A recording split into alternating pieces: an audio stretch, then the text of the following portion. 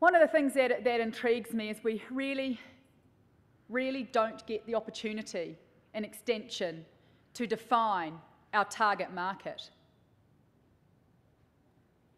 And if you think about the average farmer, they're a little bit like the average person.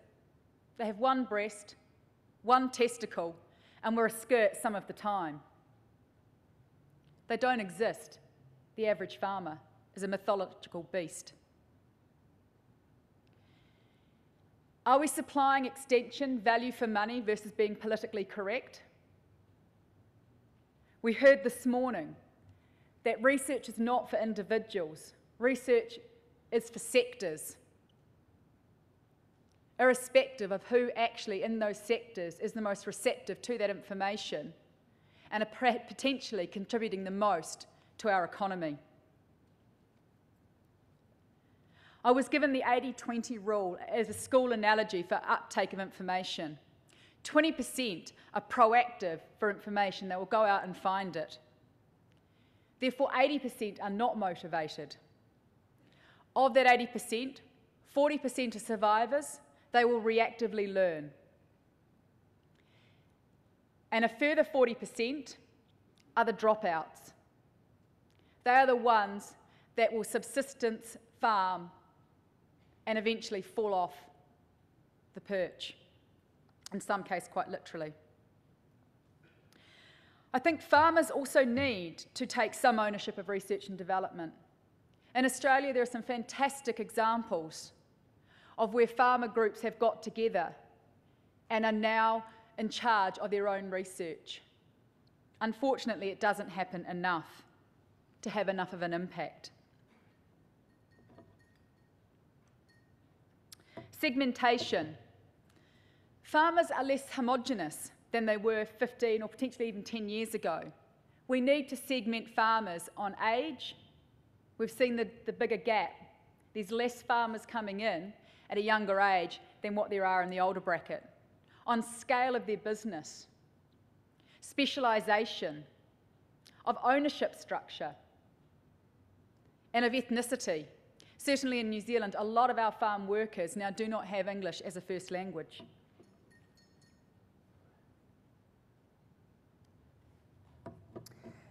Different strokes for different folks.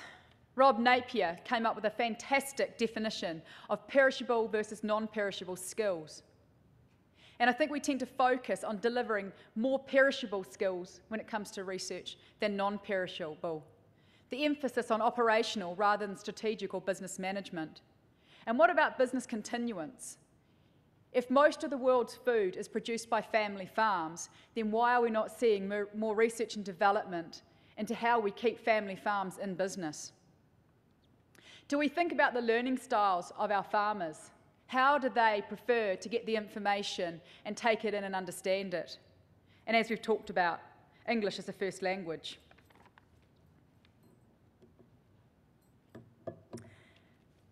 Push versus pull when it comes to information. The expert-driven, we know what you need. Expert advisor versus a process consultant. The expert advisor solves problems based on expert knowledge. The process consultant manages the process and accesses the family's collective wisdom through facilitation to deal with this transition.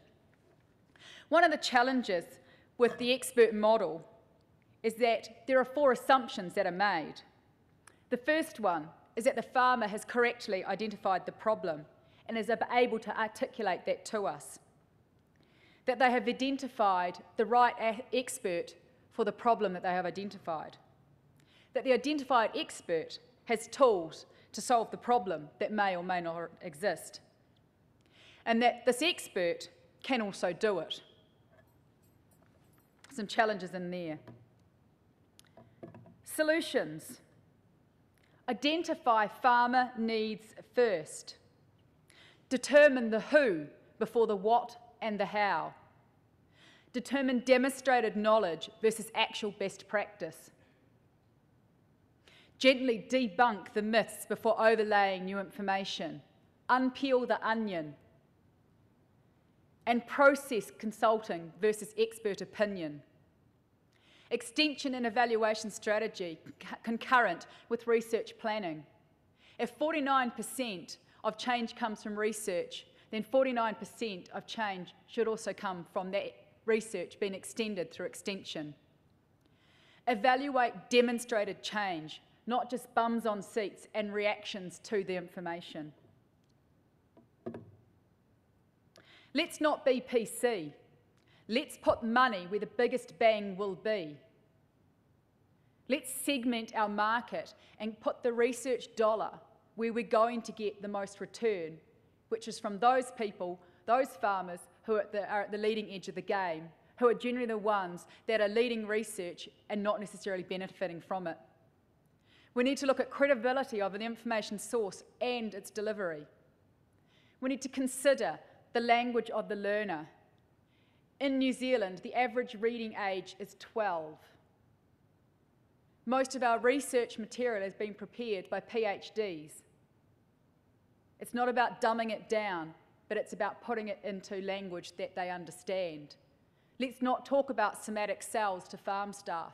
Let's talk about pus. Let's charge for it.